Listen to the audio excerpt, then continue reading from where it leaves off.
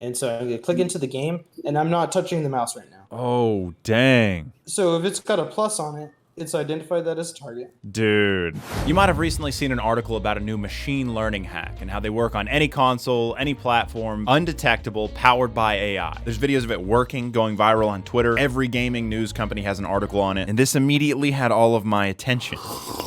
It's bad. So everyone kind of gets that these hacks are a big deal, but I'm not sure the magnitude of what these hacks entail is really understood, or what it means for the FPS genre as a whole. In just the few days that it's taken me to edit this video, Activision has scrubbed the internet of these files. That in itself testifies to the threat this technology has on the industry. More on this at the end of the video. I wanted to get my hands on the files themselves to see if I could go through and find out if what I thought was happening. And I found out. Through some connections I sourced the files. At the time of recording this video, based on what I can see where it's originating from, there's only about 500 people utilizing these right now. But if there's anything we know about the internet, it's about to spread like wildfire. It is the internet, combined with undetectable hacks that work on any console and any game. I mean, if you thought FPS games were dry right now, bruh, it's about to get wild out there. You might be just like, oh, this is aimbot. I've seen aimbot before. Let me explain why these are different. This type of hack is only possible in recent years, like with the computing power we have now. It's not detectable. It's not stoppable by any realistic means. The entire FPS genre is about to get hit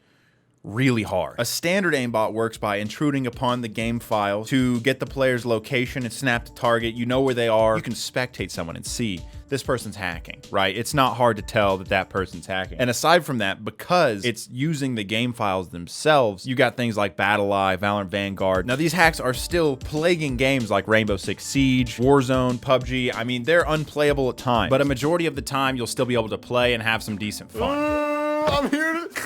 PUBG's never playable anymore. You can't. All that's left in PUBG is what is going to be the entire FPS genre. They give you a terrible experience, and overall, the player stops playing the game, moves on to something else where there's less hackers. So let me break down how this new machine learning AI hack works to help you understand why I'm being so dramatic about this. First things first is these are not like normal hacks where you just click mouse 1 and it snaps to target and kills them, or even just snaps to target as soon as they're in view and kills them without you doing much at all. These have the deception of making you feel like you're actually good at the game, which is a whole nother video in itself of how dangerous these are. It's like an ultra aim assist and can be fine-tuned to be as hacky as you want. It can be snap to target and kill them in 50 milliseconds, or it can be just assisted enough to where you're probably going to win the gun battle unless the other person is just cracked out of their mind. So these work by actually looking at what's happening on your screen via a capture card, and then deciding where the enemies are on your screen, and then inputting movement based on where the enemies are and shooting them for you. Because of the way they work with a capture card,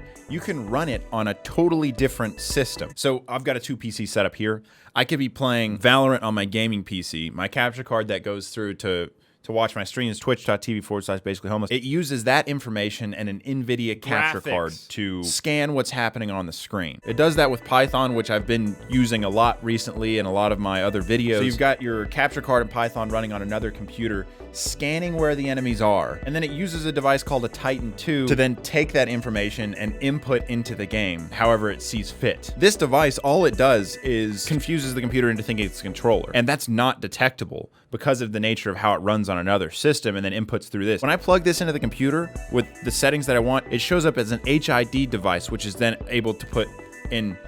Dude, this is crazy. An HID device is a human interface device. And so you've got a computer using human interface device. Bruh. It's like Skynet levels of hacks for FPS games. The best way to put it is like, imagine I'm sitting here gaming, but then it's not me. It's literally a computer looking at my screen, holding the mouse and gaming, but at inhuman levels of gaming. You see what I'm saying? I'm going through all these articles, and it doesn't look like they understand the magnitude of these, except for one guy. Freaking one guy? Steven, man. Look at this guy, Steven. They don't reside on the host machine, like we've said. It's running on a different system completely than the game's running on, so you can't detect that. It works on any game because it detects like if there's a character running around that looks like an enemy, it can learn what the enemies look like and pick them out of your screen better than you can. Better than any human would be able to. You can detect if a computer has a capture card, right? But then you can't just ban everyone that has a capture card. I mean, Valorant Vanguard cannot detect this. Your favorite streamer could be using this right now and not get banned for it. And because it doesn't just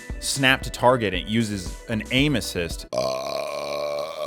You can't see that. From a viewer standpoint, it just looks like whoever's using it is insane at the game. So it's not impossible to detect it, right? If I was standing over your shoulder, I could view and see that you're using it, obviously. But it's not very realistic you can't. Battle Eye representative, one for each household. No, that's just not. So it's possible, not probable at all. So how do you detect this? There is research to show that a machine learning anti-cheat could detect the small, minute movements that make this inhuman. A machine learning anti-cheat that's running on everyone's system. But keep in mind, that is gamers trusting in big companies like Activision and Ubisoft to develop a machine learning anti-cheat that counters this one in a timely fashion that makes them zero money for the benefit of the player's experience. I can't even say it with a straight face. Do you want to take resources away from everything that makes you money and microtransactions and skins and stuff so that more people will have fun? That's why this is such a big deal. And I don't know what happens if every game has a huge number of players using a capture card and a device.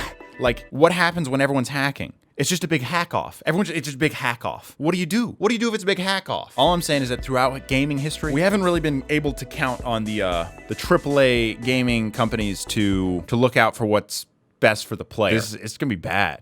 This is gonna be bad. This hack marks the beginning of machine learning versus machine learning for the experience of humans in the gaming industry. Holy crap, dude. It's crazy what this entails for the industry. All this being said, in the meantime, enjoy gaming with your buddies while you can. I've always found this topic particularly interesting because I don't fully understand how it's fun for the person hacking. In a few places I've seen the argument that this particular hack won't be able to take off because a capture card is required, along with a $100 piece of hardware that acts as an input. But with my experience using different inputs for games, I can tell you, you don't need a capture card and you don't need a Titan 2 device. If developed properly by someone else, all you would need is a second computer with a graphics card, which a majority of people have access to. This isn't a standard video for my channel. I just felt this topic was very unique. And I hope I'm wrong, but I think we're headed for rainy days in the FPS industry. Anyway, subscribe. And right as I went to render this, I got word that Activision's legal team over the weekend destroyed, with facts and logic, the providers of this one-of-a-kind machine learning hack. But for 5 days, any old Joe could go on this Discord, donate a few bucks, and some guy named User101 would give him access to a hack that could single-handedly cripple the entire FPS genre as a whole. The fact that Activision did this confirms the insane magnitude of this technology. For now, the files and instructions of how to use this hack are on the hard drives of just a few hundred people in the whole world. So Activision held back the floodgates, but for how long? A follower of the channel was able to whip up a similar program in just a few days. How long until someone else makes an improved version of this same type of hack? As you and I know all too well, the internet always wins. But this time, I don't think we want them to.